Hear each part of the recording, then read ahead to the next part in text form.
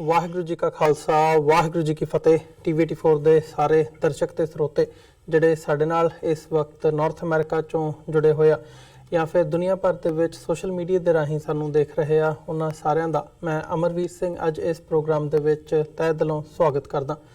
Viewers, ਅੱਜ ਅਸੀਂ 1984 ਦਾ ਜਿਹੜਾ ਮਾਮਲਾ ਹੈਗਾ ਸਿੱਖ ਕਤਲੇਆਮ ਦਾ, ਇਹਦੇ ਇੱਕ ਕੇਸ ਦੇ ਵਿੱਚ ਕਾਂਗਰਸੀ ਆਗੂ ਸੱਜਣ ਕੁਮਾਰ ਨੂੰ ਜਿਹੜੀ ਲਾਈਫ ਸੈਂਟੈਂਸ ਦਿੱਤੀ ਗਈ ਹੈ, ਉਮਰ ਕੈਦ ਦਿੱਤੀ ਗਈ ਹੈ, ਉਹਦੇ ਤੇ ਵਿਚਾਰ ਚਰਚਾ ਕਰਾਂਗੇ। ਇਹ ਜਿਹੜਾ ਫੈਸਲਾ ਆਇਆ ਹੈਗਾ ਦਿੱਲੀ ਦੀ ਇੱਕ ਅਦਾਲਤ ਦਾ, ਇਹਨੇ ਕਈ ਤਰ੍ਹਾਂ ਦੀਆਂ ਜਿਹੜੀਆਂ ਡਿਬੇਟਸ ਹੈਗੀਆਂ ਨੇ ਉਹ ਛੇੜ ਦਿੱਤੀਆਂ ਨੇ। ਆਫ ਕੋਰਸ ਜਿਹੜੇ ਪੀੜਤ ਹੈਗੇ ਆ, ਵਿਕਟਮ ਹੈਗੇ ਆ, ਜਿਹੜੇ ਇਹਨਾਂ ਕੇਸਾਂ ਦੇ ਨਾਲ ਡਾਇਰੈਕਟਲੀ ਇਨਵੋਲਵਡ ਸੀ, ਉਹਨਾਂ ਨੂੰ ਇਹ ਗੱਲ ਮਹਿਸੂਸ ਹੋਈ ਹੈ ਜਾਂ ਇਹ ਗੱਲ ਲੱਗੀ ਹੈ ਕਿ ਸਾਨੂੰ ਜਿਹੜਾ ਇਨਸਾਫ ਹੈਗਾ ਇਸ ਕੇਸ ਦੇ ਵਿੱਚ ਮਿਲਿਆ। ਪਰ ਕੀ ਸਿੱਖ ਕੌਮ ਨੂੰ ਇਨਸਾਫ ਮਿਲਿਆ ਕਿਹਾ ਜਾ ਸਕਦਾ ਹੈ ਜਾਂ ਨਹੀਂ? ਜਿੱਥੇ ਹਜ਼ਾਰਾਂ ਦੀ ਤਾਦਾਦ ਦੇ ਵਿੱਚ ਕਤਲ ਹੋਏ ਹੋਣ, ਸਿੱਖਾਂ ਨੂੰ ਮੌਤ ਦੇ ਘਾਟ ਉਤਾਰਿਆ ਗਿਆ ਹੋਵੇ, ਜਬਰ ਜਨਾਹ ਦੀਆਂ ਜਿਹੜੀਆਂ ਘਟਨਾਵਾਂ ਨੇ, ਜਿਹੜੀਆਂ ਲੁੱਟਾਂ ਖੋਹਾਂ ਦੀਆਂ ਵਾਰਦਾਤਾਂ ਨੇ, ਇਕੱਲੇ ਦਿੱਲੀ ਸ਼ਹਿਰ ਦੇ ਵਿੱਚ ਨਹੀਂ, ਕਾਨਪੁਰ, ਬੋਕਾਰੋ ਤੋਂ ਲੈ ਕੇ ਭਾਰਤ ਦੇ ਕਈ ਸੂਬਿਆਂ ਦੇ ਵਿੱਚ, ਕਈ ਸ਼ਹਿਰਾਂ ਦੇ ਵਿੱਚ, ਦਰਜਨਾਂ ਸ਼ਹਿਰਾਂ ਦੇ ਵਿੱਚ ਜਿਹੜੀਆਂ ਵਾਰਦਾਤਾਂ ਹੋਈਆਂ ਨੇ, ਕਿ ਇੱਕ ਕੇਸ ਦੇ ਵਿੱਚ ਸਜ਼ਾ ਮਿਲਣੀ ਇੱਕ ਕਾਂਗਰਸੀ ਆਗੂ ਨੂੰ ਕੀ ਮਾਇਨੇ ਰੱਖਦੀ ਹੈ, ਜਾਂ ਇਹਨੂੰ ਜਿਸ ਹਿਸਾਬ ਨਾਲ ਇਨਸਾਫ ਦੀ ਜਿੱਤ ਕਿਹਾ ਜਾ ਰਿਹਾ ਹੈ ਕੀ ਉਹ ਕਹਿਣਾ ਜਾਇਜ਼ ਹੈ ਜਾਂ ਨਹੀਂ? ਇਹ ਸਾਰੀ ਗੱਲਬਾਤ ਦੇ ਲਈ ਅੱਜ ਸਾਡੇ ਨਾਲ ਅੰਮ੍ਰਿਤਸਰ ਤੋਂ ਦਲ ਖਾਲਸਾ ਦੇ ਉੱਘੇ ਆਗੂ ਸਰਦਾਰ ਸਰਬਜੀਤ ਸਿੰਘ ਘੁਮਾਣ ਸਾਡੇ ਨਾਲ ਫੋਨ ਲਾਈਨ ਤੇ ਬਣੇ ਹੋਏ ਨੇ। ਆਓ ਉਹਨਾਂ ਨਾਲ ਮਿਲ ਕੇ ਅੱਜ ਦੀ ਵਿਚਾਰ ਚਰਚਾ ਦੀ ਸ਼ੁਰੂਆਤ ਕਰਦੇ ਹਾਂ। ਜੀ ਘੁਮਾਣ ਸਾਹਿਬ, ਤੁਹਾਡਾ ਸਵਾਗਤ ਹੈ ਜੀ। ਵਾਹਿਗੁਰੂ ਜੀ ਕਾ ਖਾਲਸਾ ਵਾਹਿਗੁਰੂ ਜੀ ਕੀ ਫਤਿਹ। ਵਾਹਿਗੁਰੂ ਜੀ ਕਾ ਖਾਲਸਾ ਵਾਹਿਗੁਰੂ ਜੀ ਕੀ ਫਤਿਹ ਜੀ। ਘੁਮਾਣ ਸਾਹਿਬ, ਸ਼ੁਰੂਆਤ ਕਰੀਏ ਕਿ ਤੁਸੀਂ ਕਿਵੇਂ ਦੇਖਦੇ ਹੋ ਸਿੱਖ ਨੁਕਤਾ ਨਿਗਾਹ ਤੋਂ ਜਦੋਂ ਇਹ ਫੈਸਲਾ ਆਇਆ? ਹਾਲਾਂਕਿ ਜ਼ਿਆਦਾਤਰ ਪੋਲੀਟੀਕਲੀ ਵੀ ਇਹਨੂੰ ਇੱਕ ਜਿੱਤ ਦੇ ਤੌਰ ਤੇ ਪੇਸ਼ ਕੀਤਾ ਜਾ ਰਿਹਾ ਹੈ। ਤੁਸੀਂ ਕਿਵੇਂ ਐਨਾਲਾਈਜ਼ ਕਰਦੇ ਹੋ ਇਸ ਸਾਰੇ ਮਾਮਲੇ ਨੂੰ? ਜਦੋਂ ਅਸੀਂ ਬੈਕਗਰਾਉਂਡ ਦੇ ਵਿੱਚ ਵੀ ਦੇਖਦੇ ਹਾਂ ਤਾਂ ਅਦਾਲਤਾਂ ਵੱਲੋਂ ਸੱਜਣ ਕੁਮਾਰ ਨੂੰ ਬਰੀ ਵੀ ਕੀਤਾ ਗਿਆ ਤੇ ਹੁਣ ਜਿਹੜਾ ਇਹ ਫੈਸਲਾ ਆਇਆ, ਈਵਨ ਕਾਂਗਰਸ ਪਾਰਟੀ ਵੱਲੋਂ ਹਜੇ ਤੱਕ ਸੱਜਣ ਕੁਮਾਰ ਨੂੰ ਜਿਹੜਾ ਡਿਸਮਿਸ ਹੈਗਾ ਜਾਂ ਪਾਰਟੀ ਚੋਂ ਬਰਖਾਸਤ ਕਰਨ ਦੀ ਲਾਈਨ ਤੱਕ ਨਹੀਂ ਲਈ ਗਈ ਹੈਗੀ। ਸੋ ਕਿਵੇਂ ਐਨਾਲਾਈਜ਼ ਕਰਦੇ ਹੋ ਇਸ ਸਾਰੇ ਮਾਮਲੇ ਨੂੰ? ਦੇਖੋ, ਇਹ ਫੈਸਲਾ ਜਿਹੜਾ ਉਹਦੇ ਪਿੱਛੇ ਜੋ ਆਧਾਰ, ਜੋ ਮਦੋਸ਼ ਬਣਦੇ ਆ ਆਦੜ ਧਿਰਾਂ ਦੇ, ਜਿਹੜੀਆਂ ਉਹਦੇ ਪਿੱਛੇ ਕੰਮ ਕਰਦੀਆਂ ਸ਼ਕਤੀਆਂ ਨੇ, ਉਹਨਾਂ ਦੇ ਦੋ ਮਨੋਰਥ ਇਸ ਫੈਸਲੇ ਪਿੱਛੇ ਬਣਦੇ ਆ ਜੀ। ਇੱਕ ਤਾਂ ਜਿਹੜਾ ਇਸ ਵਕਤ ਸਾਰੇ ਸਿੱਖ ਸੰਸਾਰ ਵਿੱਚ ਅੰਤਰਰਾਸ਼ਟਰੀ ਪੱਧਰ ਦੇ ਉੱਤੇ ਖਾਲਿਸਤਾਨ ਦੀ ਗੱਲ ਜਿਹੜੀ ਆ ਉਹ ਬਹੁਤ ਹੀ ਵਾਜਬ ਤਰੀਕੇ ਨਾਲ ਸਾਰੀ ਦੁਨੀਆ ਦੇ ਵਿੱਚ ਪ੍ਰਵਾਨ ਹੁੰਦੀ ਜਾ ਰਹੀ ਆ। ਉਹ ਸਿੱਖਾਂ ਦੇ ਕੁਝ ਇਹੋ ਜਿਹੇ ਕੰਮ ਕਰਨੇ ਕਰਾਉਣੇ ਇੰਡੀਅਨ ਸਟੇਟ ਦੀ ਮਜਬੂਰੀ ਬਣਦੇ ਜਾ ਰਹੇ ਨੇ, ਜਿਹਦੇ ਨਾਲ ਸਿੱਖਾਂ ਦੇ ਮੂੰਹ ਤੋਂ ਇਹ ਕਹਾਇਆ ਜਾ ਸਕੇ ਕਿ ਲਓ ਜੀ ਖਾਲਿਸਤਾਨ ਕੀ ਕਰਨਾ, ਖਾਲਿਸਤਾਨ ਦੀ ਗੱਲ ਕੀ ਆਪਾਂ ਛੇੜਨੀ ਆ, ਆਪਾਂ ਨੂੰ ਜਦੋਂ ਭਾਰਤ ਵਿੱਚ ਇਨਸਾਫ ਮਿਲ ਸਕਦਾ, ਇਹ ਹਕੂਮਤੀ ਮਸ਼ੀਨਰੀ ਆਪਾਂ ਨੂੰ ਇਨਸਾਫ ਦੇ ਰਹੀ ਆ ਜੀ। ਉਹ ਜਿਹੜੇ ਭਾਰਤੀ ਹਕੂਮਤ ਦੇ ਰਗੜਾਏ ਹੋਏ ਜਾਂ ਸਾਡੇ ਥੋੜੇ ਜਿਹੇ ਇਹੋ ਜਿਹੇ ਹਰ ਕੌਮ ਵਿੱਚ ਹੁੰਦੇ ਆ ਬੰਦੇ, ਜਿਵੇਂ ਆਪਣੇ ਵੀ ਹੈਗੇ ਆ, ਜਿਨ੍ਹਾਂ ਨੂੰ ਇਹ ਡਿਊਟੀ ਲੱਗੀ ਹੋਈ ਆ, ਜਮੂਰੇ ਲੱਗੇ, ਉਹਨਾਂ ਨੇ ਇਹ ਕੁਝ ਕਹਿਣਾ ਧੋਣਾ ਤਾਂ ਉਹਨਾਂ ਦੇ ਹੱਥ ਵਿੱਚ ਉਹਨਾਂ ਦੇ ਮੂੰਹ ਚ ਕੁਝ ਗੱਲਾਂ ਕੁਝ ਦੇਣ ਦੇ ਲਈ ਇਸ ਇੰਡੀਅਨ ਸਟੇਟ ਦੀ ਲੋੜ ਆ ਕਿ ਕੁਝ ਇਹੋ ਜਿਹੇ ਫੈਸਲੇ, ਕੁਝ ਇਹੋ ਜਿਹੀਆਂ ਗੱਲਾਂ ਵੀ ਉਹਨਾਂ ਹੋਣੀਆਂ ਚਾਹੀਦੀਆਂ ਨੇਗੀਆਂ, ਜਿਹਦੇ ਨਾਲ ਖਾਲਿਸਤਾਨ ਦੇ ਜਿਹੜੀ ਏਜੰਡਾ ਹੈ, ਖਾਲਿਸਤਾਨ ਦੀ ਵਿਚਾਰਧਾਰਾ, ਖਾਲਿਸਤਾਨ ਦੀ ਜਿਹੜੀ ਸਰਗਰਮੀ ਆ ਜੀ, ਉਹਨੂੰ ਕਾਊਂਟਰ ਕਰਨ ਦੇ ਲਈ ਕੁਝ ਗੱਲਾਂ ਦੀ ਲੋੜ ਹੈ। ਤਾਂ ਉਹਦੇ ਵਿੱਚੋਂ ਇਹੋ ਜਿਹੇ ਫੈਸਲਿਆਂ ਦੀ ਲੋੜ ਪੈਂਦੀ ਹੈ। ਦੂਜੀ ਸਟੇਟ ਦੀ ਲੋੜ ਆ ਜਿਹੜੀ ਉਹ ਹੈਗੀ ਆ ਜਿਹੜੀ ਵੋਟ ਤੰਤਰ ਦੀ ਲੋੜ ਆ। ਅਗਲੇ ਸਾਲ ਲੋਕ ਸਭਾ ਦੀਆਂ ਚੋਣਾਂ ਨੇ ਤੇ ਸਿੱਖਾਂ ਦੀ ਵੋਟ ਬੈਂਕ ਨੂੰ ਰਖਾਉਣ ਦੇ ਲਈ ਭਾਜਪਾ ਇਹ ਦਰਸਾਉਣਾ ਚਾਹੁੰਦੀ ਆ ਕਿ ਦੇਖੋ ਜੀ, ਅਸੀਂ ਤਾਂ ਆਕਾਸ਼ ਸੀ ਜਿਹੜਾ ਸੱਜਣ ਕੁਮਾਰ ਸਿੱਖਾਂ ਦਾ ਕਾਤਲ ਸੀਗਾ, ਉਹਨੂੰ ਸਜ਼ਾ ਕਰਵਾਤੀ ਆ, ਤੇ ਅਸੀਂ ਬੜੇ ਸਿੱਖਾਂ ਦੇ ਸ਼ੁਭ ਚਿੰਤਕ ਆ। ਸਾਨੂੰ ਸਾਰਿਆਂ ਨੂੰ ਚੇਤਾ, ਸਾਨੂੰ ਸਾਰਿਆਂ ਨੂੰ ਹੀ ਪਤਾ ਹੈਗਾ ਕਿ ਇਹ ਉਹੀ ਭਾਜਪਾ, ਇਹ ਉਹੀ RSS ਬ੍ਰਿਗੇਡ ਆ, ਉਹੀ ਭਾਜਪਾ ਹਿੰਦੂ ਕਵੀ ਬ੍ਰਿਗੇਡ ਆ ਜਿਹੜਾ ਹਿੰਦੂ ਰਾਸ਼ਟਰ ਦੀ ਗੱਲ ਕਰਦਾ। ਇਹ ਆਪਦੇ ਹੱਥ ਮੁਸਲਮਾਨਾਂ ਦੇ ਖੂਨ ਵਿੱਚ ਉਵੇਂ ਹੀ ਰੰਗੇ ਹੋਏ ਨੇ ਜਿਵੇਂ ਸਾਡੇ 1983 ਸਾਡੀ ਨਸਲਕੁਸ਼ੀ ਹੋਈ ਆ, ਸਾਡਾ ਘਾਣ ਹੋਇਆ, ਉਵੇਂ ਇਸ ਮੋਦੀ ਗਵਰਨਮੈਂਟ ਨੇ ਜਾਂ ਭਾਜਪਾ ਨੇ ਜਾਂ RSS ਨੇ ਇਹਨਾਂ ਨੇ ਕਿਹੜਾ ਘੱਟ ਕੀਤੀ ਆ ਤੇ ਬਾਕੀ ਸਾਰੇ ਭਾਰਤ ਦੇ ਥਾਂ ਥਾਂ ਉੱਤੇ ਇਹ ਜਿਵੇਂ ਲੋਕਾਂ ਨਾਲ ਕਰਦੇ ਆ ਭਾਰਤੀਆਂ ਨਾਲ, ਉਹ ਸਾਡੇ ਸਾਹਮਣੇ ਆ ਜੀ। ਤੇ ਇਹ ਜਿਹੜੀ ਇੱਕ ਲੋੜਾਂ ਚੋਂ ਮਨੋਰਥਾਂ ਚੋਂ ਕੁਛ ਆਪਦੀਆਂ ਸਿੱਧੀਆਂ ਤੋਂ ਪੈਦਾ ਹੋਏ ਫੈਸਲੇ ਲੱਗੇ, ਔਰ ਇਹ ਫੈਸਲਾ ਨਾ ਤਾਂ ਕੋਈ ਫਾਂਸੀ ਆ, ਨਾ ਕੋਈ ਬਹੁਤ ਵੱਡੀ ਗੱਲ ਆ। ਜੇਕਰ ਇਹ ਤੋਂ ਪਹਿਲਾਂ ਸੱਜਣ ਕੁਮਾਰ ਨੂੰ ਇੱਕ ਅਦਾਲਤ ਬਰੀ ਕਰ ਸਕਦੀ ਆ ਜੀ, ਤਾਂ ਜਦੋਂ ਸੁਪਰੀਮ ਕੋਰਟ ਵਿੱਚ ਇਹ ਫੈਸਲੇ ਅਦਾਲਤ ਦੇ ਫੈਸਲੇ ਨੂੰ ਚੈਲੰਜ ਕੀਤਾ ਜਾਊਗਾ, ਉਹਦੇ 2-3 ਸਾਲਾਂ ਬਾਅਦ 5 ਸਾਲਾਂ ਬਾਅਦ ਫੈਸਲਾ ਇਹ ਵੀ ਆ ਸਕਦਾ ਕਿ ਸੱਜਣ ਕੁਮਾਰ ਨੂੰ ਫਿਰ ਬਰੀ ਕਰ ਦਿੱਤਾ ਗਿਆ। ਉਹ ਇਹ ਚੀਜ਼ ਦੇ ਉੱਤੇ ਇੱਕ ਹੁਣ ਕੀ ਟਿੱਪਣੀ ਕਰਨ, ਕੀ ਗੱਲ ਕਰਨ, ਇੱਕ ਕੀ ਮਹਿਸੂਸ ਕਰਨ, ਇਹ ਇੱਕ ਬੜਾ ਅਜੀਬੋ-ਗਰੀਬ ਦੀ ਸਥਿਤੀ ਵਿੱਚ ਸੁੱਟ ਦੇਣਾ ਹੁੰਦਾ ਵਾ। ਤੇ ਇਹੀ ਸਟੇਟ ਦੀ ਜਿਹੜੀ ਹੈਗੀ ਆ ਲੋੜ ਆ ਕਿ ਸਿੱਖਾਂ ਨੂੰ ਸਮਝ ਹੀ ਨਾ ਆਉਂਦੇ ਕਿ ਉਹ ਭਾਰਤ ਨੂੰ ਜਿੰਦਾਬਾਦ ਕਹਿਣ ਤੇ ਭਾਰਤ ਨੂੰ ਮੁਰਦਾਬਾਦ ਕਹਿਣ ਜੀ।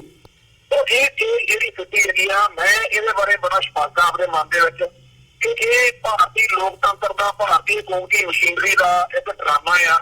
ਔਰ ਇਸ ਡਰਾਮੇ ਦੇ ਵਿੱਚ ਉਲਝਾ ਕੇ ਸਿੱਖਾਂ ਤੋਂ ਮਨਮਰਜ਼ੀ ਦੇ ਆਪਦੇ ਜਿਹੜੇ ਬਾਤ ਨੇਗੇ, ਵਚਨ ਨੇਗੇ, ਉਹ ਕਹਾਉਣ ਦੀ ਜਿਹੜੀ ਪ੍ਰਕਿਰਿਆ ਵਾ ਅੱਜ ਸਾਰੇ ਅਖਬਾਰਾਂ ਚ ਜਿਵੇਂ ਛਪਿਆ ਵਾ, ਕੋਈ ਲੀਡਰ ਕਹਿ ਰਿਹਾ ਸਿੱਖਾਂ ਦਾ ਅਸੀਂ ਸਵਾਗਤ ਕਰਦੇ ਆ, ਕੋਈ ਕਹਿੰਦਾ ਜੀ ਤਸੱਲੀ ਬੜੀ ਮਿਲ ਗਈ, ਕੋਈ ਕਹਿੰਦਾ ਜੀ ਬਹੁਤ ਜੀ ਆਇਆ ਕਹਿੰਦੇ ਆ, ਇਨਸਾਫ ਮਿਲ ਗਿਆ। ਤੇ ਇਹ ਸਾਰੀਆਂ ਗੱਲਾਂ ਕਹਾਉਣ ਦੇ ਲਈ ਹੀ ਉਹਨਾਂ ਨੇ ਇੱਕ ਡੰਮੀ ਜਿਹਾ ਫੈਸਲਾ ਕੀਤਾ। ਇਸ ਫੈਸਲੇ ਦੇ ਉੱਤੇ ਸਾਡੀ ਕੌਮ ਨੂੰ ਕੌਮੀ ਤੌਰ ਦੇ ਉੱਤੇ ਜਦੋਂ ਸੋਚਣਾ ਬਣਦਾ, ਉਦੋਂ ਇਹੀ ਬਣਦਾ ਕਿ ਜਿਹੜਾ ਨਿਸ਼ਾਨਾ 1983 ਦੇ ਜੂਨ 1983 ਦੇ ਨਵੰਬਰ 1983 ਦੇ ਘੱਲੂ ਘਾਰਿਆਂ ਤੋਂ ਬਾਅਦ ਕੌਮ ਨੇ ਲਿਖਿਆ, ਉਹਦੇ ਵੱਲ ਆਪਦੇ ਆਪ ਨੂੰ ਹੋਰ ਜ਼ਿਆਦਾ ਦ੍ਰਿੜ ਹੋਣ।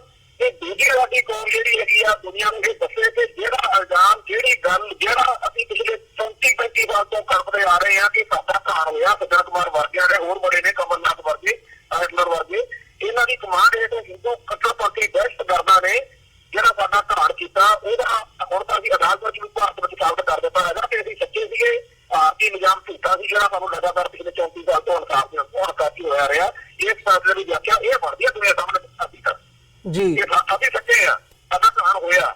ਔਰ ਇਹ ਫੈਸਲੇ ਨੇ ਇੱਕ ਤਰੀਕੇ ਨਾਲ ਅਸੀਂ ਉਸ ਫੈਸਲੇ ਉੱਤੇ ਆਪਦੀ ਗੱਲ ਦੇ ਉੱਤੇ ਫੈਸਲੇ ਅਸੀਂ ਮੋਹਰ ਲਵਾਉਣ ਚ ਸਫਲ ਹੋਏ ਆ। ਇਹ ਬਣਦਾ ਜੀ ਮੇਰਾ। ਜੀ ਬਿਲਕੁਲ ਘੁਮਾਨ ਸਾਹਿਬ, ਜਿਵੇਂ ਤੁਸੀਂ ਗੱਲ ਕੀਤੀ ਹੈ ਕਿ ਜਿਹੜਾ ਇਹਦਾ ਨੈਰੇਟਿਵ ਹੈਗਾ, ਉਹ ਜੋ ਪੇਸ਼ ਕੀਤਾ ਜਾ ਰਿਹਾ ਹੈ, ਉਹ ਕਿਤੇ ਨਾ ਕਿਤੇ ਉਹ ਸਿੱਖ ਨੈਰੇਟਿਵ ਨਾ ਹੋ ਕੇ ਜਿਵੇਂ ਸਾਡੇ ਤੋਂ ਕਹਾਉਣ ਦੀ ਕੋਸ਼ਿਸ਼ ਕੀਤੀ ਜਾ ਰਹੀ ਹੈ, ਉਹੀ ਸਾਨੂੰ ਅੱਜ ਮੀਡੀਆ ਦੇ ਵਿੱਚ ਨਜ਼ਰ ਆ ਰਿਹਾ ਹੈ। ਤੇ ਜੇ ਓਵਰਆਲ ਦੇਖਣਾ ਹੋਵੇ, ਜਿਵੇਂ ਤੁਸੀਂ ਕਮਲਨਾਥ ਦੀ ਗੱਲ ਕੀਤੀ ਹੈ, ਇਹਨਾਂ ਕੇਸਾਂ ਦੇ ਵਿੱਚ ਸੱਜਣ ਕੁਮਾਰ ਦੇ ਨਾਲ ਕਮਲਨਾਥ, ਜਗਦੀਸ਼ ਟਾਈਟਲਰ ਤੇ ਹੋਰ ਜਿਹੜੇ ਕਾਂਗਰਸ ਦੇ ਜਾਂ ਅਦਰਵਾਈਜ਼ ਹਿੰਦੂਤਵਾ ਦੇ ਨਾਲ ਰਿਲੇਟਡ ਆਗੂ ਹੈਗੇ ਆ, ਉਹਨਾਂ ਦੇ ਨਾਮ ਬੋਲਦੇ ਰਹੇ ਆ। ਤੇ ਇੱਕ ਪਾਸੇ ਤਾਂ ਜਿਹੜੇ ਕਮਲਨਾਥ ਹੈਗੇ ਆ, ਉਹਨਾਂ ਨੂੰ ਮੱਧ ਪ੍ਰਦੇਸ਼ ਦੇ ਸੀਐਮ ਵਜੋਂ ਸਹੁੰ ਚੁਕਾਈ ਜਾ ਰਹੀ ਹੈ, ਤੇ ਦੂਜੇ ਪਾਸੇ ਜਿਹੜਾ ਇਹ ਫੈਸਲਾ ਹੈਗਾ ਇਹ ਆਉਂਦਾ। ਤੇ ਕਾਂਗਰਸ ਪਾਰਟੀ ਦੀ ਸਥਿਤੀ ਇਹ ਹੈਗੀ ਹੈ, ਜਿਵੇਂ ਮੈਂ ਮੈਂਸ਼ਨ ਕੀਤਾ ਕਿ ਉਹਨਾਂ ਨੇ ਹਜੇ ਤੱਕ ਸੱਜਣ ਕੁਮਾਰ ਨੂੰ ਇਸ ਮਾਮਲੇ ਦੇ ਵਿੱਚ ਅਫੀਸ਼ੀਅਲੀ ਕੰਡੈਮ ਤੱਕ ਨਹੀਂ ਕੀਤਾ ਹੈਗਾ। ਪਾਰਟੀ ਦੇ ਵਿੱਚੋਂ ਉਹਨਾਂ ਡਿਸਮਿਸ ਕਰਨ ਦੀ ਫੈਸਲਾ ਆਉਣ ਤੋਂ ਬਾਅਦ ਵੀ ਹਜੇ ਤੱਕ ਲਾਈਨ ਨਹੀਂ ਲਈ ਗਈ। ਪੰਜਾਬ ਦੇ ਮੁੱਖ ਮੰਤਰੀ ਕੈਪਟਨ ਅਮਰਿੰਦਰ ਸਿੰਘ ਵੱਲੋਂ ਕਾਂਗਰਸ ਪਾਰਟੀ ਨੂੰ ਤੇ ਗਾਂਧੀ ਫੈਮਿਲੀ ਨੂੰ ਡਿਫੈਂਡ ਕੀਤਾ ਜਾ ਰਿਹਾ ਹੈ ਕਿ ਨਹੀਂ, ਉਹਨਾਂ ਦਾ ਜੈਨੋਸਾਈਡ ਦੇ ਵਿੱਚ ਕੋਈ ਹੱਥ ਨਹੀਂ ਸੀਗਾ। ਸੋ ਜਿਹੜੀ ਇਹ ਮੈਂਟੈਲਿਟੀ ਹੈਗੀ ਹੈ ਆਪਣੇ ਆਪ ਨੂੰ ਡਿਫੈਂਡ ਕਰਨ ਦੀ, ਇਹ ਕਿਤੇ ਨਾ ਕਿਤੇ ਦਰਸਾਉਂਦੀ ਹੈ ਵੀ ਇਹ ਇਨਸਾਫ ਸਿੱਖਾਂ ਦੇ ਲਈ ਨਹੀਂ, ਬਲਕਿ ਜਿਹੜਾ ਪ੍ਰੈਸ਼ਰ ਬਿਲਡ ਹੋ ਰਿਹਾ ਸੀ ਉਹਦੇ ਵਿੱਚ ਇਹ ਕਹਿ ਲਓ ਕਿ ਕਿਤੇ ਨਾ ਕਿਤੇ ਇਹ ਜਸਟ ਇੱਕ ਲੋਲੀਪੌਪ ਦੇ ਤੌਰ ਤੇ ਦਿੱਤਾ ਜਾ ਰਿਹਾ ਹੈ। ਦੇਖੋ, ਆਪਾਂ ਨੂੰ ਘਟਨਾ ਕਰਨ ਦੇ ਉੱਤੇ ਤੇ ਸਬੂਤਾਂ ਤੱਥਾਂ ਅਤੇ ਗਵਾਹਾਂ ਦੇ ਉੱਤੇ ਪੂਰਾ ਆਪਦੇ ਜਿਹੜੀ ਉਹ ਬਣਾਉਣੀ ਪੈਂਦੀ ਆ ਰਾਏ।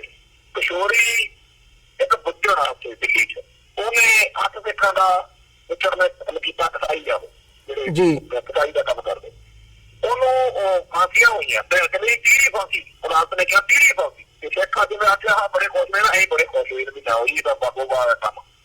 ਤੇ ਉਹ ਉੱਪਰਲੀ ਕੋਰਟ ਗਿਆ ਤੇ ਉੱਪਰਲੀ ਕੋਰਟ ਕਹਿੰਦੀ ਆ ਵੀ ਇਹਨੂੰ ਚਲੋ ਜੀ ਛੱਡੋ, ਫਾਂਸੀ ਨੂੰ ਕੀ ਦੇਣਾ, ਆਪਾਂ ਲਓ ਜੀ ਇਹਨੂੰ ਉਮਰ ਕੈਦ ਕਰ ਦਿੰਦੇ ਹਾਂ ਜੀ। ਤੇ ਉਹ ਉਮਰ ਕੈਦ ਕੱਟਣ ਲਈ ਗਿਆ ਤੇ ਇਸ ਮੁਲਕ ਦੀ ਸਾਰੀ ਹਕੂਮਤੀ ਮਸ਼ੀਨਰੀ ਉਹਦੀ ਸੇਵਾ 'ਚ ਪੂਰੀ ਹਾਜ਼ਰ ਰਹੀ। ਤੇ ਉਦੋਂ ਪਤਾ ਲੱਗਿਆ ਕੌਮ ਨੂੰ ਤਾਂ, ਸਿੱਖਾਂ ਨੂੰ ਤਾਂ, ਮੀਡੀਆ ਦੇ ਇੱਕ ਹਿੱਸੇ ਨੇ ਬਾਹਲਿਆਂ ਨੇ ਤਾਂ ਉਸ ਗੱਲ ਨੂੰ ਚੱਕਿਆ ਬੜੀ ਬੜੀ ਮਕਾਰੀ ਦੇ ਨਾਲ। ਭਾਰਤੀ ਮੀਡੀਆ ਹਿੰਦੂ ਮੀਡੀਆ ਬਣਿਆ ਹੋਇਆ, ਆਪ ਨੂੰ ਪਤਾ। ਉਹ ਬੰਦਾ ਕਿਸ਼ੋਰੀ ਜਿਹੜਾ ਸਿੱਖਾਂ ਦਾ ਕਾਤਲ ਆ, ਜਿਹਨੂੰ ਫਾਂਸੀ ਹੋਣੀ ਚਾਹੀਦੀ ਸੀ, ਸ਼ਰੇ ਬਾਜ਼ਾਰ ਉਹਨੂੰ ਫਾਂਸੀ ਦੀ ਅੱਜ ਦੀ ਮੰਗ ਕਰ ਰਹੇ ਆ ਵੀ ਸ਼ਰੇ ਬਾਜ਼ਾਰ ਫਾਂਸੀ ਲੱਗਣੀ ਚਾਹੀਦੀ ਹੈ ਸੱਜਣ ਕੁਮਾਰ ਨੂੰ, ਉਹਦੇ ਲਈ ਵੀ। ਔਰ ਉਸ ਬੰਦੇ ਨੂੰ ਕਹਿੰਦੇ ਉਹਦਾ ਕਰੈਕਟਰ ਇੰਨਾ ਵਧੀਆ ਹੈ, ਤਾਂ ਇੰਨਾ ਗੁੱਟਮੈਨ ਆ, ਇਹਨੂੰ ਤਾਂ ਜੇਲ੍ਹ ਜਿਹੜਾ ਚੰਗਾ ਚੱਲ ਦਿੰਦਾ ਇਹਨੂੰ ਤਾਂ ਫੌਰੀ ਤੌਰ ਤੇ ਘਰੇ ਛੱਡ ਕੇ ਆਓ ਜੀ, ਉਹਨੂੰ ਘਰ ਨੂੰ ਭੇਜ ਦਿੱਤਾ ਉਹਨੇ ਜੀ। ਇਹੀ ਫੋਰਮਾ ਵੀ ਜਿਹੜਾ ਸੱਜਣ ਕੁਮਾਰ ਦੇ ਉੱਤੇ ਆ ਬਾਗੋ ਬਾਗ ਉਹੀ ਕਰਦੇ ਆ ਕਿ ਬੜੀ ਤਸੱਲੀ ਆ ਜੀ, ਇਹਦਾ ਫੈਸਲਾ ਬੜਾ ਵਧੀਆ ਹੋ ਗਿਆ।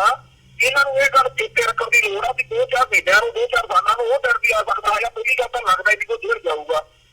ਅੱਗੇ ਜੇ ਚਲਾ ਵੀ ਜਾਵੇ ਤਾਂ ਵੋਟਾਂ ਤੋਂ ਬਾਅਦ ਇਹ ਡਰ ਵੀ ਆ ਸਕਦੇ ਹੈ ਕਿ ਚੰਗੇ ਚਾਲ ਚੱਲਣ ਨੂੰ ਮੁੱਖ ਰੱਖਦੇ ਹੋਏ ਜੀ ਉਹਨੂੰ ਘਰ ਨੂੰ ਭੇਜਿਆ ਜਾ ਰਿਹਾ ਜਾਂ ਉਹਦਾ ਉਪਰਲੀ ਚੋਂ ਫੈਸਲਾ ਜਿਹੜਾ ਹੋਏਗਾ ਉਹ ਪਹੁੰਚਾਇਆ ਜਾ ਸਕਦਾ ਜੀ। ਅਸੀਂ ਇੱਕ ਕੌਮ ਦੇ ਰੂਪ ਦੇ ਵਿੱਚ ਸੋਚਿਆ ਕਰੀਏ, ਅਸੀਂ ਜਦੋਂ ਕਹਿੰਦੇ ਅਸੀਂ ਸਾਡੇ ਜਿਹੜੇ ਕੌਮ ਦੀ ਸਾਡੀ ਬਦਕਿਸਮਤੀ ਆ, ਅਸੀਂ ਕੋਈ ਕਾਂਗਰਸੀ ਸਿੱਖ ਬਣ ਕੇ ਸੋਚ ਰਿਹਾ, ਕੋਈ ਭਾਜਪਾਈ ਸਿੱਖ ਬਣ ਕੇ ਸੋਚ ਰਿਹਾ, ਕੋਈ ਬਾਦਲ ਦਾ ਸਿੱਖ ਬਣ ਕੇ ਸੋਚ ਰਿਹਾ, ਕੋਈ ਕਾਂਗਰਸ ਸਿੱਖ ਬਣ ਕੇ ਸੋਚ ਰਿਹਾ।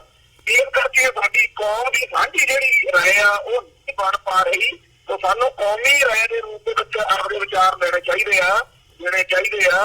ਤੇ ਸਾਡਾ ਇਹੀ ਬਣਦਾ ਹੈ ਕੌਮ ਦੇ ਰੂਪ ਦੇ ਵਿੱਚ ਕਿ ਭਾਰਤੀ ਨਿਜ਼ਾਮ ਸਿੱਖਾਂ ਦਾ ਕਾਤਲ ਆ ਤੇ ਅਸੀਂ ਇਸ ਨਿਜ਼ਾਮ ਤੋਂ ਸਦੀਵੀ ਮੁਕਤੀ ਚਾਹੁੰਦੇ ਆ। ਅਸੀਂ ਆਪ ਦੀ ਧਰਤੀ ਚਾਹੁੰਦੇ ਆ, ਆਪ ਦਾ ਮੁਲਕ ਚਾਹੁੰਦੇ ਆ ਜਿੱਥੇ ਅਸੀਂ ਦੁਬਾਰਾ ਕਦੇ ਵੀ ਇਹੋ ਜਿਹੇ ਕਤਲੇਆਮ ਦਾ ਸ਼ਿਕਾਰ ਨਾ ਹੋ ਸਕੀਏ। ਤੇ ਨਹੀਂ ਤਾਂ ਜਿਹੋ ਜਿਹੇ ਹਾਲਾਤ ਨੇ ਅੱਜ ਇਹਨਾਂ ਅਸੀਂ ਕਾਹ ਲੜਾਈ ਕਰ ਰਹੇ ਆ 2 ਮਹੀਨਿਆਂ ਨੂੰ 2-4 ਸਾਲਾਂ ਨੂੰ ਜਿੱਥੇ ਮਰਜ਼ੀ ਹਰ ਰੋਜ਼ ਇਹ ਕੁਝ ਵਾਪਰ ਹੀ ਰਿਹਾ ਹੈਗਾ ਤੇ ਉਹ ਕੋਈ ਹੋਰ ਆਪਦੇ ਵੋਟਾਂ ਦੀ ਲੋੜ ਚੋਂ ਆਪਦੀ ਜਿਹੜੀ ਹੈਗੀ ਆ ਉਹ ਇਹੋ ਜਿਹਾ ਕਤਲੇਆਮ ਇਹੋ ਜਿਹਾ ਘਾੜ ਸਿੱਖਾਂ ਦਾ ਜਾਂ ਕਿਸੇ ਹੋਰ ਭਾਈਚਾਰੇ ਦਾ ਇਹ ਹੋ ਸਕਦਾ ਕਰ ਸਕਦੇ ਨੇਗੇ। ਉਹ ਇਹ ਜਿਹੜਾ ਹੈਗਾ ਸਾਨੂੰ ਕੌਮੀ ਤੌਰ ਦੇ ਉੱਤੇ ਰਿਐਕਟ ਕਰਨ ਦੀ ਲੋੜ ਆ। ਸਾਡੇ ਉਹਨਾਂ ਭਾਈਆਂ ਨੂੰ ਜਿਨ੍ਹਾਂ ਨੂੰ ਇਸ ਟਾਈਮ ਬੜੀ ਤਸੱਲੀ ਲੱਗਦੀ ਆ, ਬੜਾ ਸਕੂਨ ਮਿਲ ਗਿਆ ਜੀ, ਇਨਸਾਫ ਮਿਲ ਗਿਆ, ਜਿਹੜੀ ਇਹ ਗੱਲਾਂ ਜਿਹੜੀਆਂ ਉਹਨਾਂ ਨੂੰ ਪਤਾ ਹੋਣਾ ਚਾਹੀਦਾ ਇਹ ਤਾਂ ਭਾਰਤ ਦੀ ਲੋੜ ਆ, ਭਾਰਤ ਦੇ ਗੱਲਾਂ ਹੋਣ ਦੇ ਲਈ ਤਾਂ ਇਹ ਡਰਾਮੇ ਸ਼ਕਤੀ ਤੋਂ ਕਰ ਸਕਦਾ ਜੀ। ਤੇ ਜਿਵੇਂ ਤੇ ਰਿਐਕਸ਼ਨਸ ਮਿਲੇ ਹੈਗੇ ਆ, ਖਾਸ ਤੌਰ ਤੇ ਜੇ ਸੋਸ਼ਲ ਮੀਡੀਆ ਤੇ ਦੇਖਣਾ ਹੋਵੇ, ਜਿਹੜੀ ਇੱਕ ਲਾਈਨ ਸਿੱਖਾਂ ਦੇ ਖਿਲਾਫ ਨਜ਼ਰ ਆਉਂਦੀ ਹੈ, ਸਿੱਖਾਂ ਨੂੰ ਖਾਲਿਸਤਾਨੀ ਕਹਿ ਕੇ ਭੰਡਣ ਦੀ, ਉਹ ਵੀ ਜਗ ਜ਼ਾਹਰ ਹੋ ਰਹੀ ਹੈ। ਇਹ ਸਾਰੇ ਮਾਮਲੇ ਦੇ ਵਿੱਚ ਜਦੋਂ ਅਸੀਂ ਰਿਐਕਸ਼ਨਸ ਦੇਖਦੇ ਹਾਂ, ਜਿਹੜੇ ਪ੍ਰੋਮੀਨੈਂਟ ਜਰਨਲਿਸਟਸ ਹੈਗੇ ਨੇ ਉਹਨਾਂ ਦੇ ਵਿੱਚ ਕਈ ਜਿਹੜੇ ਨੇ ਉਹਨਾਂ ਦੇ ਨਾਮ ਸ਼ਾਮਲ ਨੇ, ਰਾਣਾ ਅਯੂਬ ਦਾ ਨਾਮ ਸ਼ਾਮਲ ਹੈ। ਜਦੋਂ ਇਹ ਕੰਡੈਮ ਕਰਦੇ ਆ ਕਿ ਸੱਜਣ ਕੁਮਾਰ ਜਾਂ ਕਾਂਗਰਸ ਪਾਰਟੀ ਜਾਂ ਜਿਹੜੀਆਂ ਹਿੰਦੂਤਵਾਦੀਆਂ ਫੋਰਸਿਸ ਹੈਗੀਆਂ ਨੇ ਉਹਨਾਂ ਵੱਲੋਂ ਇਹ ਜਿਹੜਾ ਕਾਰਾ ਸੀ ਇਹ ਕੀਤਾ ਗਿਆ ਸੀ ਤੇ ਹੁਣ ਜਿਹੜੀ ਹੈ ਗੱਲ ਇੱਧਰ ਨੂੰ ਇਨਸਾਫ ਵੱਲ ਨੂੰ ਤੁਰਦੀ ਨਜ਼ਰ ਆਉਂਦੀ ਹੈ, ਤਾਂ ਉਹਨਾਂ ਨੂੰ ਕੰਡੈਮ ਕੀਤਾ ਜਾਂਦਾ ਹੈ, ਖਾਲਿਸਤਾਨੀ ਕਹਿ ਕੇ ਪ੍ਰਚਾਰਿਆ ਜਾਂਦਾ ਹੈ। ਸਿੱਖਾਂ ਨੂੰ ਇਹ ਜਿਹੜਾ ਖਾਲਿਸਤਾਨੀ ਕਹਿ ਕੇ ਪ੍ਰਚਾਰਿਆ ਜਾਂਦਾ, ਜਿਹੜੀ ਇਹ ਇੱਕ ਨੈਗੇਟਿਵਿਟੀ ਦੀ ਹਵਾ ਸਾਨੂੰ ਦੇਖਣ ਨੂੰ ਮਿਲ ਰਹੀ ਹੈ, ਇਹਦੇ ਬਾਰੇ ਤੁਸੀਂ ਕੀ ਕਹਿਣਾ ਚਾਹੋਗੇ? ਮੈਂ ਇਹ ਕਹਿਣਾ ਚਾਹੁੰਦਾ ਕਿ ਸਾਡੀ ਵੀ ਆਪਦੀ ਘਾਟ, ਆਪਦੀ ਕਮਜ਼ੋਰੀ ਆ ਕਿ ਅਸੀਂ ਜਿਹੜਾ ਖਾਲਿਸਤਾਨੀ ਹੋਣ ਨੂੰ ਇੱਕ ਇਲਜ਼ਾਮ ਵਜੋਂ ਕਿਉਂ ਪ੍ਰਮਾਣ ਕਰਦੇ ਆ। ਖਾਲਿਸਤਾਨੀ ਹੋਣਾ ਸਾਡਾ ਬਰਥ ਰਾਈਟ ਵਾਂਗੂ, ਸਾਡਾ ਮੌਲਿਕ ਅਧਿਕਾਰ, ਸਾਡੀ ਆਪਦੀ ਉਹਦਾ ਨੂੰ ਬਚਾਉਣ ਦਾ, ਸਾਡੇ ਧਰਮ ਨੂੰ, ਸਾਡੀ ਬੋਲੀ ਨੂੰ, ਸਾਡੇ ਸੱਭਿਆਚਾਰ ਨੂੰ ਬਚਾਉਣ ਦਾ ਇੱਕ ਰਾਹ ਵਾ। ਉਸ ਰਾਹ ਵੱਲ ਤੁਰਨ ਦਾ ਮਤਲਬ ਕਿਸੇ ਦੇ ਖਿਲਾਫ ਹੋਣਾ ਨਹੀਂ ਹੈ। ਉਸ ਖਾਲਿਸਤਾਨ ਦੇ ਹੱਕ ਚ ਭੁਗਤਣ ਦਾ ਮਤਲਬ ਕਿਸੇ ਦਾ ਦੁਸ਼ਮਣ ਜਾਂ ਕਿਸੇ ਦਾ ਵਿਰੋਧੀ ਹੋਣਾ ਨਹੀਂ ਹੈ ਜੀ। ਆਪਦੀ ਕੌਮ ਦੇ ਹਿੱਤਾਂ ਚ ਭੁਗਤਣ ਦਾ ਨਾਂ ਆ ਖਾਲਿਸਤਾਨ। ਤੇ ਜਿਹੜਾ ਵੀ ਬੰਦਾ ਗੈਰ ਸਿੱਖ ਹੋਵੇ ਜਾਂ ਸਿੱਖ ਹੋਵੇ ਇਹ ਸਮਝ ਜਾਊਗਾ ਕਿ ਜੇ ਸਿੱਖੀ ਨੇ ਤੇ ਸਿੱਖਾਂ ਨੇ ਬਚਣਾ ਹੈ ਤਾਂ ਉਹਨਾਂ ਨੂੰ ਆਪਦਾ ਮੁਲਕ ਛੱਡਣਾ ਪੈਣਾ। ਸਿੱਖਾਂ ਨੂੰ ਉਹ ਆਪਣੇ ਆਪ ਵੱਲੋਂ ਮੱਲੀ ਕਹੇਗਾ ਕਿ ਸਿੱਖੋ ਆਪਦਾ ਮੁਲਕ ਫਿਰ ਦਿਓ, ਖਾਲਿਸਤਾਨ ਬਣਾ ਲਵੋ। ਤੇ ਜਿਹੜਾ ਬੰਦਾ ਸਿੱਖੀ ਅਤੇ ਸਿੱਖਾਂ ਦੇ ਘਾਣ ਦਾ, ਸਦੀਵੀ ਨਾਸ਼ ਦਾ ਸਮਰਥਕ ਹੋਊਗਾ ਉਹੀ ਕਹਿ ਸਕੇਗਾ। ਕਿਉਂਕਿ ਹੋਰ ਕਿਹੜੇ ਸਬੂਤ ਚਾਹੀਦੇ ਨੇ? 1947 ਤੋਂ ਲੈ ਕੇ ਅੱਜ ਤੱਕ ਦਾ ਸਾਰਾ ਜਿਹੜਾ ਸਾਡੇ ਸਾਹਮਣੇ ਇਤਿਹਾਸ ਪਿਆ, ਉਹਦੇ ਤੱਥ, ਗਵਾਹ, ਸਬੂਤ, ਜਿਹੜੀ ਘਟਨਾ ਸਾਨੂੰ 1984 ਦੇ ਉਹਦੇ ਵੱਡੇ ਘੱਲੂ ਘਾਰੇ ਤੇ ਬਾਅਦ 1994 ਤੱਕ ਜਿਹੜਾ ਸਿੱਖਾਂ ਦਾ ਲਗਾਤਾਰ ਇੱਕ ਨਜ਼ਰਕੁਸ਼ੀ ਹੋਈ ਆ, ਮੁਕਾਬਲੇ ਝੂਠੇ ਬਣਾ ਕੇ ਉਹਨਾਂ ਨੂੰ ਮਾਰਿਆ ਗਿਆ। ਔਰ ਹੁਣ ਸਿੱਖਾਂ ਦੀ ਹੋਂਦ, ਆਪਣੀ ਆਇਡੈਂਟੀਟੀ, ਸਿੱਖਾਂ ਦੀ ਵਿਚਾਰਧਾਰਾ, ਇੱਕ ਫਲਸਫੇ ਦਾ ਨਾਜ ਜਿਹੜਾ ਮਾਰਨ ਦੇ ਲਈ ਨਕਲੀ ਸਾਧਾ, ਅਖੌਤੀ ਜਿਹੜੇ ਚਿੰਤਕ ਪੈਦਾ ਕੀਤੇ ਗਏ ਨੇ, ਤੇ ਹੋਰ ਬੜਾ ਕੁਛ RSS ਦਾ ਏਜੰਡਾ ਸਾਡੇ ਸਾਹਮਣੇ ਆ। ਤੇ ਜਦੋਂ ਇੱਕ ਕੌਮ ਨੂੰ ਕੌਮ ਦੇ ਰੂਪ ਦੇ ਵਿੱਚ ਮਾਰਿਆ ਜਾ ਰਿਹਾ ਹੋਵੇ, ਉਸ ਟਾਈਮ ਦੇ ਉੱਤੇ ਵਿੱਚ 1984 ਵਰਗੇ ਇਹ ਤਾਂ ਇੱਕ ਉਮਰ ਦੀ ਘਟਨਾ ਨਾ। ਤੁਸੀਂ ਇਹ ਦੇਖੋ, ਭਾਰਤੀ ਮੀਡੀਆ ਬੜੀ ਮਕਾਰੀ ਦੇ ਨਾਲ ਇਹ ਤਾਂ ਕਹਿਣ ਲੱਗਿਆ ਹੋਇਆ ਗੱਲ ਵਾ ਕਿ ਲੋ ਜੀ ਇਨਸਾਫ ਹੋ ਗਿਆ, ਦੇਖੋ ਬਜਾਓ ਢੋਲ ਤੇ ਪਾਓ ਭੰਗੜੇ ਜੀ।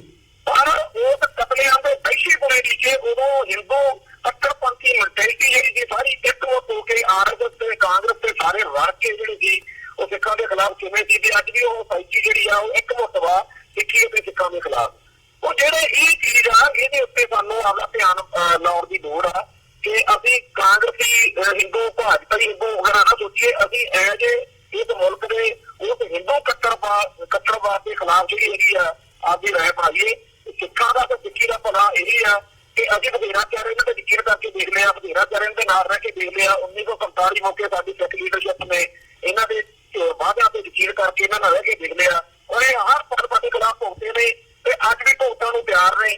ਤੇ ਆਪਣੀਆਂ ਚਾਣਕੀਆਂ ਨੀਤੀਆਂ ਕੂਟਨੀਤੀਆਂ ਦੇ ਵਿੱਚੋਂ ਚਾਲਾਂ ਦੇ ਵਿੱਚੋਂ ਜਿਹੜੇ ਕਦੇ ਕਦਾਈ ਇਹੋ ਜਿਹੇ ਫੈਸਲੇ ਕਰਦੇ ਆ, ਉਹ ਤਾਂ ਇਹ ਹੁੰਦਾ ਕਿ ਟਰੈਪ ਵਿੱਚ ਜਾਲ ਫਸਾ ਕੇ ਫਿਰ ਇਹਨਾਂ ਨੂੰ ਥੋੜ੍ਹਾ ਜਿਹਾ ਪਰਾਂ ਨਾ ਜਾਣ ਦਈਏ ਤੇ ਨੀੜੇ ਰੰਗ ਕੇ ਇਹਨਾਂ ਨੂੰ ਮਾਰੀਏ। ਉਹ ਇਹ ਮਾਰਨ ਮਰਾਉਣ ਦੀਆਂ ਸਾਡੀਆਂ ਜਿਹੜੀਆਂ ਇਹਨਾਂ ਦੀਆਂ ਸਾਜ਼ਿਸ਼ਾਂ ਨੇ ਉਹਨੂੰ ਪਛਾਣਨ ਦੀ ਲੋੜ ਹੈ। ਜੀ ਕੁਮਾਨ ਸਾਹਿਬ, ਇੱਕ ਹੋਰ ਗੱਲ ਜਿਹੜੀ ਇਸ ਫੈਸਲੇ ਦਾ ਕ੍ਰੈਡਿਟ ਹੈਗਾ ਉਹ ਭਾਜਪਾ ਦੀ ਜਿਹੜੀ ਕੇਂਦਰ ਦੇ ਵਿੱਚ ਸਰਕਾਰ ਹੈਗੀ ਹੈ, ਨਰਿੰਦਰ ਮੋਦੀ ਨੂੰ ਦਿੱਤਾ ਜਾ ਰਿਹਾ ਹੈ ਕਿ ਉਹਨਾਂ ਦੇ ਆਉਣ ਤੋਂ ਬਾਅਦ ਜਿਹੜਾ ਇਹ ਫੈਸਲਾ ਆਇਆ ਹੈਗਾ ਤੇ ਉਹ ਇੱਕ ਇਨਸਾਫ ਪਸੰਦ ਜਿਹੜੇ ਹੈਗੇ ਆ ਨੇਤਾ ਹੈਗੇ ਆ। ਇੱਦਾਂ ਦੀ ਜਿਹੜਾ ਘਟਨਾਕ੍ਰਮ ਹੈਗਾ ਉਹ ਸਾਡੇ ਨਜ਼ਰੀ ਪੈ ਰਿਹਾ ਹੈ। ਮੀਡੀਆ ਦੇ ਵਿੱਚ ਇਹ ਗੱਲ ਉੱਭਰ ਕੇ ਆ ਰਹੀ ਹੈ ਤੇ ਕੁਝ ਜਿਹੜੇ ਆਗੂ ਹੈਗੇ ਆ ਉਹਨਾਂ ਵੱਲੋਂ ਵੀ ਇੱਦਾਂ ਦੀਆਂ ਜਿਹੜੀਆਂ ਗੱਲਾਂ ਨੇ ਕੀਤੀਆਂ ਜਾ ਰਹੀਆਂ ਨੇ। ਤੁਹਾਨੂੰ ਕੀ ਲੱਗਦਾ ਹੈ ਕਿ ਕੀ ਇਹਦਾ ਜਿਹੜਾ ਅਸਲ ਕ੍ਰੈਡਿਟ ਹੈਗਾ ਉਹ ਕਿਹਨੂੰ ਦੇਣਾ ਬਣਦਾ ਹੈ? ਕਿ ਜਿਹੜੀ ਰੂਲਿੰਗ ਪਾਰਟੀ ਹੈਗੀ ਹੈ ਉਹਨੂੰ ਦੇਣਾ ਬਣਦਾ ਹੈ ਜਾਂ ਜਿਹੜੀ ਜੁਡੀਸ਼ਰੀ ਹੈਗੀ ਹੈ ਉਹਨੂੰ ਦੇਣਾ ਬਣਦਾ ਹੈ? ਮੈਂ ਕ੍ਰੈਡਿਟ ਤਾਂ ਉਹਨਾਂ ਲੋਕਾਂ ਨੂੰ ਦੇਣਾ ਚਾਹੂੰਗਾ ਜਿਹੜੇ ਲੜਦੇ ਰਹੇ। ਜਿਹੜਾ ਇਸ ਕ੍ਰੈਡਿਟ ਆ ਉਹ ਇਸ ਮੁਲਕ ਨੂੰ ਆ, ਉਹਨਾਂ ਸਾਰੀਆਂ ਪਾਰਟੀਆਂ ਨੂੰ ਆ ਜਿਹੜੇ ਅੱਜ ਦਾਅਵਾ ਕਰਦੇ ਆ, ਉਹਨਾਂ ਸਾਰਿਆਂ ਨੂੰ ਆ ਕਿ ਅਸੀਂ ਜਿਹੜਾ ਹੈਗਾ ਜੀ ਇਨਸਾਫ ਲੈਤਾ, ਅਸੀਂ ਜੀ ਤਸੱਲੀ ਵਾਲਾ ਲਿਆਂਦਾ, ਅਸੀਂ ਮਾਹੌਲ ਇਹ ਬਣਾਇਆ। ਅਸਲ ਵਿੱਚ ਜਿਹੜੇ ਬੰਦੇ ਲੜਦੇ ਰਹੇ ਉਹਨਾਂ ਦੇ ਨਾਲ ਜੋ ਕੁਝ 34 ਸਾਲ ਇਸ ਮੁਲਕ ਨੇ ਕੀਤਾ, ਅੱਜ ਫੈਸਲਾ ਹੋ ਗਿਆ, ਅੱਜ ਬੜੀਆਂ ਗੱਲਾਂ ਹੋਣ ਲੱਗੀਆਂ। ਪਰ ਸਾਡੀ ਭੈਣ ਨਿਰਪ੍ਰੀਤ ਕੌਰ ਜੋ ਕੁਝ ਉਹਨੇ ਝੱਲਿਆ, ਜਿਵੇਂ ਸਾਡੀ ਬੀਬੀ ਜਗਦੀਸ਼ ਕੌਰ ਨੂੰ ਥ੍ਰੈਟ ਆਉਂਦੇ ਰਹੇ, ਇਸ ਮੁਲਕ ਦੇ ਇਹੀ ਲੀਡਰ ਸਾਰੇ ਉਸ ਟਾਈਮ ਕਿਤੇ ਨਹੀਂ ਸੀ, ਇਹ ਪਾਰਟੀਆਂ ਉਦੋਂ ਕਿਤੇ ਨਹੀਂ ਸੀਗੀਆਂ। ਤੇ ਉਹ ਤਾਂ ਇੱਕ ਆਪਦੀ ਲੋੜ ਦੇ ਵਿੱਚ ਉਹਨਾਂ ਨੇ ਫੈਸਲਾ ਕੀਤਾ। ਪਰ ਇਹਨਾਂ ਲੋਕਾਂ ਨੇ ਜਿਨ੍ਹਾਂ ਨੇ ਪੀੜਤਾਂ ਨੇ ਲੜਾਈ ਲੜੀ ਜਾਂ ਜਿਹੜੇ ਵਕੀਲ ਜਿਹੜੇ ਸੀਗੇ, ਭਾਵੇਂ ਅਸੀਂ ਵੀ ਉਹਨਾਂ ਦੀਆਂ ਬਹੁਤ ਸਾਰੀਆਂ ਗੱਲਾਂ ਨਾਲ ਜਿਵੇਂ ਉਹ ਕਰਦੇ ਨੇਗੇ, ਸਾਨੂੰ ਬੜੀ ਕਈ ਵਾਰੀ ਉਹਨਾਂ ਦੇ ਨਾਲ ਸਹਿਮਤੀ ਜਤਾਉਣੀ ਔਖੀ ਹੋ ਜਾਂਦੀ ਹੈ। ਪਰ ਚਲੋ ਉਹ ਇਸ ਸਿਸਟਮ ਦੇ ਵਿੱਚ ਇਸ ਜ਼ਿਕਰ ਗੱਲ ਨੂੰ ਲੈ ਕੇ ਆਇਆ। ਕ੍ਰੈਡਿਟ ਤਾਂ ਚਲੋ ਉਹਨਾਂ ਪੀੜਤਾਂ ਤੇ ਵਕੀਲਾਂ ਨੂੰ ਹੀ ਜਾਣਾ ਚਾਹੀਦਾ। ਬਾਕੀ ਸਾਰੀ ਜੁਡੀਸ਼ਰੀ ਨੰਗੀ ਕੀਤੀ ਇਹਨਾਂ ਲੋਕਾਂ ਨੇ, ਪੀੜਤਾਂ ਤੇ ਵਕੀਲਾਂ ਨੇ। ਸਾਰਾ ਮੁਲਕ ਸਾਰਾ ਸਿਸਟਮ ਨੰਗਾ ਕੀਤਾ ਤੇ ਕਿਵੇਂ ਇਹ ਮੁਲਕ ਉਹਨਾਂ ਦੁੱਚੜ ਕਾਬਲਾਂ ਦੀ ਹਰਮੈਤ ਵਿੱਚ ਕੱਢਿਆ ਕਰਾਂ। ਪਰ ਅਸੀਂ ਫਿਰ ਵੀ ਲੜ ਰਹੇ। ਮੈਂ ਇਹ ਮੰਨਦਾ ਕਿ ਧੰਨ ਨੇ ਇਹ ਸਾਰੇ ਲੋਕ ਜਿਨ੍ਹਾਂ ਨੇ ਜਿਹੜੀ ਆਪਦੀ ਲੜਾਈ ਆ ਉਹ ਜਾਰੀ ਰੱਖੀ ਤੇ ਦੁਨੀਆ ਦੇ ਸਾਹਮਣੇ ਇਸ ਤਰੀਕੇ ਨਾਲ ਇਹ ਗੱਲ ਨੰਗੀ ਹੁੰਦੀ ਰਹੀ।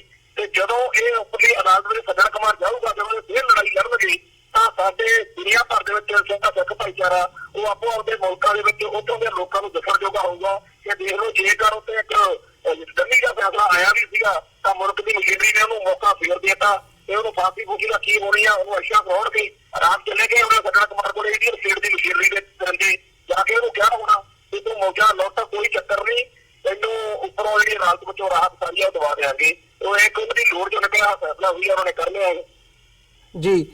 ਤੇ ਕੁਮਾਨ ਸਾਹਿਬ, ਕੀ ਅਗਲੇ ਆਉਣ ਵਾਲੇ ਸਮੇਂ ਦੇ ਵਿੱਚ ਜਿਵੇਂ ਤੁਸੀਂ ਦੋ ਐਗਜ਼ਾਮਪਲਸ ਦੇ ਕੇ ਜਾਂ ਜੋ ਜਿਹੜੀ ਦੋ ਨੀਤੀਆਂ ਜਿਹੜੀਆਂ ਇਹਦੇ ਬਿਹਾਈਂਡ ਦੱਸੀਆਂ ਨੇ, ਵੀ ਇੱਕ ਤਾਂ ਉਹਨਾਂ ਦੀ ਮਜਬੂਰੀ ਹੈਗੀ ਹੈ ਜਿਸ ਹਿਸਾਬ ਦਾ ਪ੍ਰੈਸ਼ਰ ਇਸ ਵਕਤ ਅੰਤਰਰਾਸ਼ਟਰੀ ਪੱਧਰ ਤੇ ਵੀ ਬਣਿਆ ਹੋਇਆ ਹੈਗਾ, ਤੇ ਨਾਲ ਹੀ ਵੀ ਲੋੜ ਦੇ ਵਿੱਚੋਂ ਜਿਹੜਾ ਇਹ ਫੈਸਲਾ ਉਹ ਉਪਜ ਕੇ ਸਾਹਮਣੇ ਆਇਆ ਤੇ ਆਉਣ ਵਾਲੀਆਂ ਜਿਹੜੀਆਂ 2019 ਦੀਆਂ ਚੋਣਾਂ ਹੈਗੀਆਂ ਨੇ ਉਹਨੂੰ ਮੁੱਖ ਰੱਖਦਿਆਂ ਵੀ ਇਹ ਉਹਨਾਂ ਦੇ ਫੇਵਰ 'ਚ ਜਾਂਦੀ ਹੈਗੀ ਹੈ ਗੱਲ ਸਰਕਾਰ ਦੇ। ਸੋ ਕੀ ਆਉਣ ਵਾਲੇ ਸਮੇਂ ਦੇ ਵਿੱਚ ਕੋਈ ਹੋਰ ਇੱਦਾਂ ਦਾ ਫੈਸਲਾ, ਭਾਵੇਂ ਜਿਨ੍ਹਾਂ ਦੇ ਨਾਂ ਹੋਰ ਇਹਨਾਂ ਕੇਸਾਂ ਦੇ ਵਿੱਚ ਬੋਲਦੇ ਆ, ਉਹ ਕਮਲਨਾਥ ਹੋਣ, ਇਹਦੇ ਨਾਲ ਜਗਦੀਸ਼ ਟਾਈਟਲਰ ਹੋਣ, ਕੋਈ ਹੋਰ ਸਿੱਖ ਕੌਮ ਐਕਸਪੈਕਟ ਕਰ ਸਕਦੀ ਹੈ ਕਿ ਕੋਈ ਵੀ ਇੱਦਾਂ ਦਾ ਫੈਸਲਾ ਸਾਡੇ ਸਾਹਮਣੇ ਆਵੇ ਜਿਹਦੇ ਨਾਲ ਜਿਹੜੇ ਜ਼ਖਮ ਹੈਗੇ ਆ ਉਹਨਾਂ ਨੂੰ ਕੋਈ ਰਾਹਤ ਮਿਲ ਸਕੇ?